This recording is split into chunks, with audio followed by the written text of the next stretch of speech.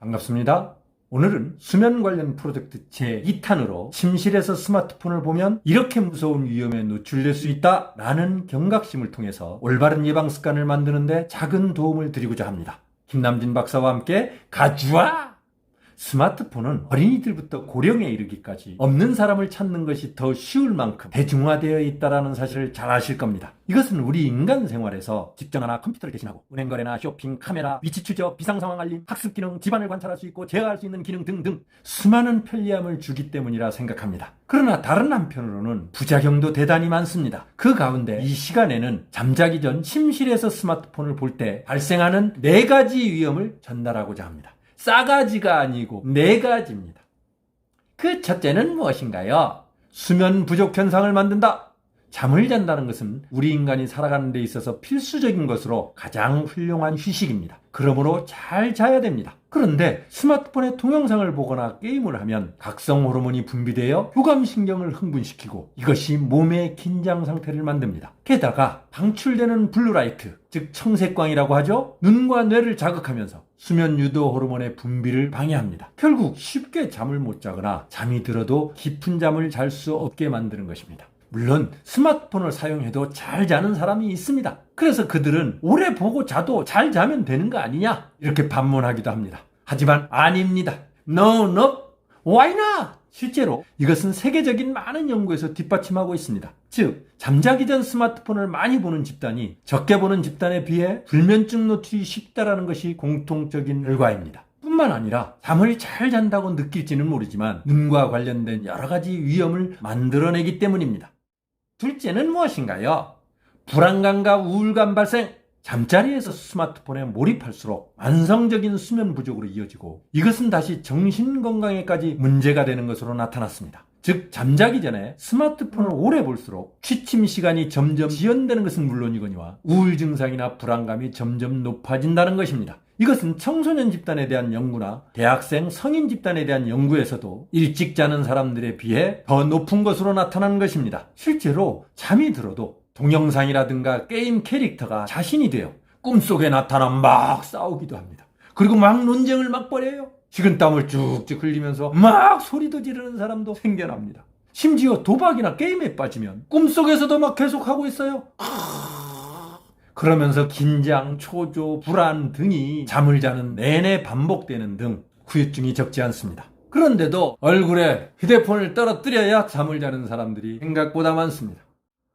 셋째는 무엇인가요? 안구건조증의 위험을 높인다.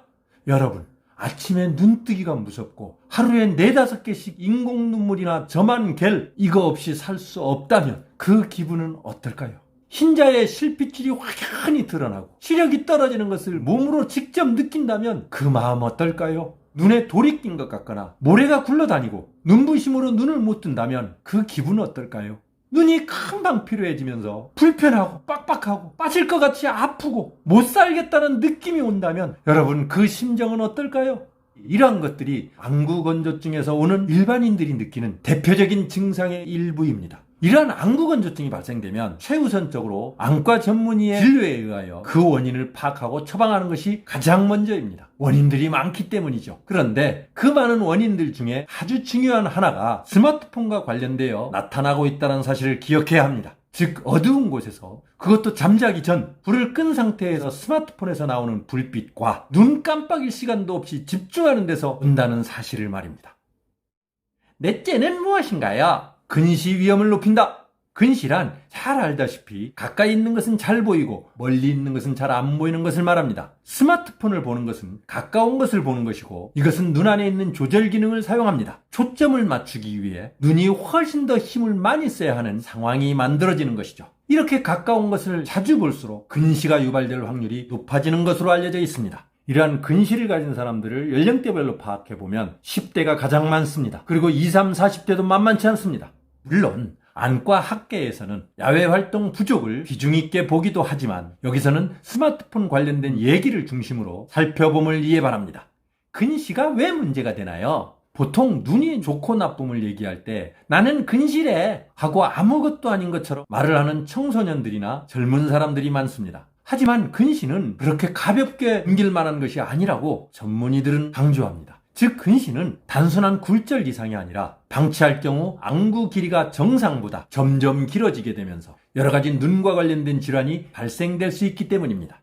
안구의 길이가 길어지는 것은 무엇이고 왜 문제가 되나요? 안구의 길이가 길어진다는 것은 근시 도수가 변하는 것이며 고도근시나 초고도근시로 발전할 수 있다는 것을 말합니다. 더 큰 문제는 이럴 경우에 망막 관련 질환을 비롯하여 녹내장이라든가 근시성 황반변성 등 실명을 부를 수 있는 눈과 관련된 무서운 질환을 만들 수 있다는 데 있습니다. 그래서 가까이서 보는 것을 가능한 줄이고 특히 자기 전에 스마트폰을 가까이 보지 않도록 더 주의해야 하는 것입니다. 질환이 생기고 나면 처음으로 가기가 너무 힘이 듭니다. 후회하기 전에 나를 비롯한 내 아이들에게도 올바른 습관을 만들기 위한 특단의 조치가 필요한 때입니다. 그것의 첫 번째가 자기 전에 스마트폰 안 보기 실천!